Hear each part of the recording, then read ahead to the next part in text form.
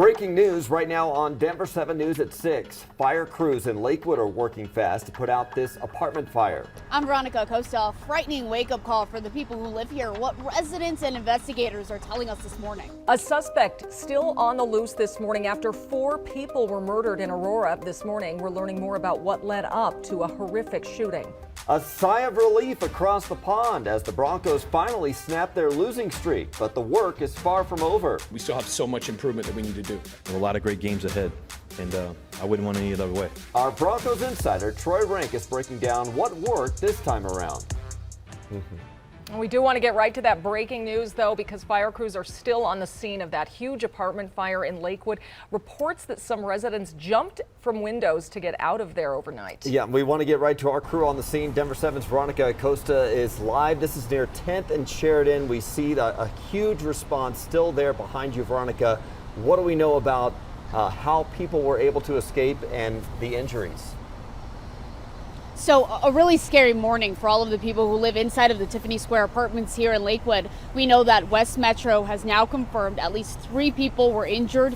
They've been taken to a hospital, and there were just so many people outside when we first got here. As you can imagine, it's really cold, and a lot of them had to leave really quickly, so they didn't have a jacket on, they didn't have socks on, they really just had the clothes on their back. Now those people are going to be getting some help from the Red Cross, and that really is the good news this morning. But you can see just how many law enforcement officials are here behind us.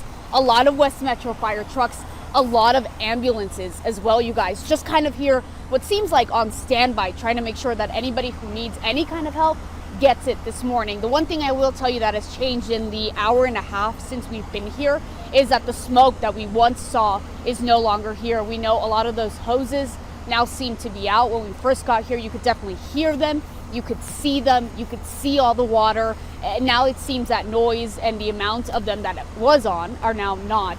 So that's kind of the good news as well. And West Metro telling us that the fire is under control. We do have a second crew here on scene. You can see a bit of a different vantage point from where they are. Again, a lot of lights, a lot of law enforcement officials. And we actually spoke to one girl. She's in her early 20s, has a little brother and a little sister, her dad living with her in that apartment complex. And it was a scary moment for her. She says she heard her little brother get up and immediately knew she had to go get her other very young sibling. I was like banging the door to get my sister open, and my sister goes, yeah, and I go, fire. She gets up, we go out, we stand by the window for a minute. I realize there's no way out, so I break the window screen and then we climb out. Yeah, I mean, that was pretty traumatic, but I think I'm still processing it, so it'll probably hit later, but right now I'm just glad we got out. And me there telling you that she was very happy they were able to get out. A very traumatic moment for her. I spoke to another woman who was visibly shaking on the phone, crying, just trying to make sure that her daughter and her granddaughter were able to get out of their apartment, who also live in the same complex as her. So a really scary moment for a lot of these families, and right now we're just hoping that they were all able to get out safely and get back in contact with one another. You guys, we're going to work to try and get some more updates out here, and as soon as we have them, we'll get back to you. Very lucky people, it sounds like this morning, Veronica. Wow. Yeah, obviously still with the first responders on scene there, it could cause traffic issues in that area of Sheridan between 9th and 14th. And Katie, we want to get to you with the latest on the situation there. Yeah, good morning, you guys. You saw all of the activity behind Veronica. So it's at Sheridan and 9th. The apartment complex is at 935 Sheridan Boulevard, and we've seen fire crews and police vehicles staging all the way up to 14th. So definitely some closures in the area. You'll want to avoid that if you can. A crash on I-70 eastbound just after Sheridan Boulevard, but this one's at the exit of 271A, not causing a big delay on either east or westbound I-70 through the west side of town. I-25 continues to run smooth in and out of downtown Denver, and do be aware it is Halloween, so plenty of trick-or-treaters out there this evening. Also Lizzo at Ball Arena tonight, shows at 8 p.m. so you'll see a lot of activity there through Spear. Lots of fun for the adults and the kids tonight, right? A beautiful evening. You're going to be outdoors, which obviously a lot of us will be. Right now we're in the mid to upper 30s. You're going to find a lot of sunshine, still waiting on a little hint of that sunrise. Southwest winds at 5 to 10 miles per hour. We are in for 3 really mild days, today being one of them. 30s and 40s here for the most part this morning. Arvada, you're at 41, Golden a pretty mild 42, and more 30s than 20s in the mountains here this morning. Take a look at highs, though. Between about 4 and 5 o'clock, we're going to be in the mid to upper 60s downtown. Castle Rock, you're at 63, upper 50s for the foothills, which means tonight, right around about 6 o'clock, low 60s as kids get ready to walk out the door. A nice evening. Dry, cool tonight. Will be at about 52 degrees, you guys, by 8 o'clock. Even warmer tomorrow. We'll take a look at that November 1st forecast coming up. Denver police are investigating the suspicious deaths of 3 people. They were found in an apartment complex on Kittredge Street. Investigators have not identified them and have not said what caused those deaths yet. We did map out where that investigation was happening last night. It's right where Pena Boulevard meets I-70. A man accused of murdering 4 people in Aurora is still on the run today. 3 of those victims were from the same family, too. Denver7's Brandon Richard is outside the Aurora Police Department this morning as we're learning what may have led up to this tragedy. Well, it certainly was a tragedy, Brian, and police say that Joseph Castorena, the suspect, should be considered armed and dangerous. It's been just over 24 hours now since police say he murdered 4 people at a home here in Aurora. Now, we understand that this stemmed from an ongoing domestic violence situation, at least according to police.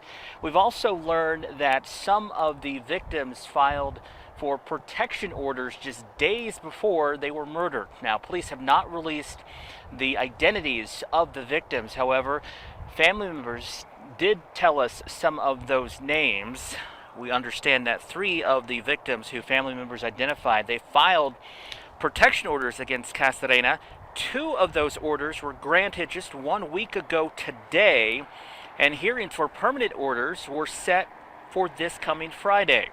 We spoke with the uncle of 2 of the victims, including the woman who survived. He says that she was in a tumultuous relationship with Castorena. He says things got so bad, Castorena threatened her entire family. She said she was scared of him, that if she would call the cops or she would do anything, that he was going to kill him. They were great people. They were great people, but I believe they were scared of this guy until he finally did it. Now, police say they found Castorena's car in the neighborhood where these murders took place, but he was nowhere to be found. They continue to search for him. They say if you know his whereabouts, call 911 immediately. We're live in Aurora this morning. Brandon Richard, Denver 7. Well, Broncos country, we can safely say let's ride for at least a couple of weeks here. We know Russell Wilson is already saying it again. The Broncos go into their bye week, hopefully to build off this big win in London and not spend it on coaching changes. Denver 7 Broncos insider Troy Rank wraps up our coverage from Wembley Stadium. When this season started, I didn't think I would have to fly 9 hours to finally view the Russell Wilson and Nathaniel Hackett offense I was expecting when they acquired the 9-time Pro Bowler. But Russell Wilson, after a horrible start, he connected on 10 of his 12 passes going into halftime. He found that momentum. And then the 47-yard strike to KJ Hamler when it mattered most. That is what impressed me, is when the Broncos offense finally had to make a play with the season on the line. And the season was saved earlier by a Justin Simmons interception in the red zone. The offense found a way. They showed balance. They were under center. Russell Wilson was showing mobility. He got a first down with his feet. This is who they have to be if they're going to be competitive and return to relevancy in the second half of the season. A long way to go for their first road win, but get those high knees going. They got the win. Broncos get to celebrate the bye week with a victory. Reporting from Wembley Stadium, Troy Rank, Denver 7. Never going to live that one down, no, though. Yeah, even after a win. That's right. All right. Well, tonight a lot of you parents will be taking the kids out trick-or-treating, or maybe you're handing out candy.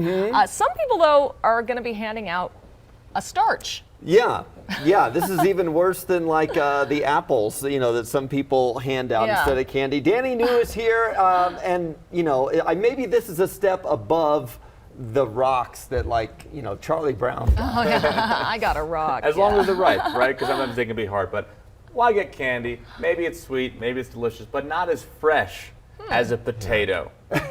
Not as fresh. This post went viral last year from Matt Schultz in Alaska advocating handing out potatoes instead of candy. But actually, this swap has been going on for almost 2 decades in our country. And I spoke with a Denverite about it who is a former Chief Marketing Officer for Potatoes USA. He says he introduced this concept specifically to Colorado about 10 years ago, and to just think of all the options. If any kids are watching this, let's pitch it to them. Why, kid watching, should they want a potato in their Halloween sack? Well, the reason they should want just a potato in their Halloween bag is that then there are so many options for when they get home and ask their mom or themselves to cook it. They can, they could make mashed potatoes. They could have make it into fries. They could make it into breakfast hash browns. There's so many options. Plus, then it'd be a nutritious meal that they can add to all this other fun they're having around Halloween. And then you know what the kid's going to want for Christmas? An air fryer. That's true. I'm telling you, fries in the air fryer, unparalleled. Oh yeah. He said most families actually just give out a bag of potato chips to honor the potato thing, but there's a group of people in Boulder that started handing out whole potatoes. So if you want a whole potato, Boulder's your spot. You have to go to Boulder? Yeah. It's still a tough sell when it's sitting next to a Snickers. That's a great point. After I've eaten enough candy now, actually, I feel like a nice, healthy potato. Yeah, because Halloween is the last day of the month, by the time we get to it, I'm already over. Yeah. Like I've gone over my limit. So maybe I'll just eat a potato now. Yeah, sounds good. Well, once you get all the energy from your starches again, we would all love to get to the mountains more and go skiing, but passes have gotten so expensive. The deal that one resort is offering to shred the price tag. And check out these hairstyles. I'm talking to some Aurora cosmetology students about the looks they are working on just in time for Halloween.